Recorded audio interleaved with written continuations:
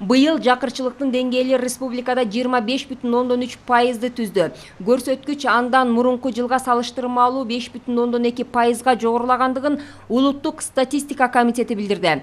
Өткөн жылы эң жакыр катмар 0,9%ды түзүп, 2019 жылга салыштырмалуу 0,4%га өскөн. Жетпеген турмушта 59,2 миң адам жашайт деп көрсөтүлсө, анын 87,2%ы айыл тургундары болгон.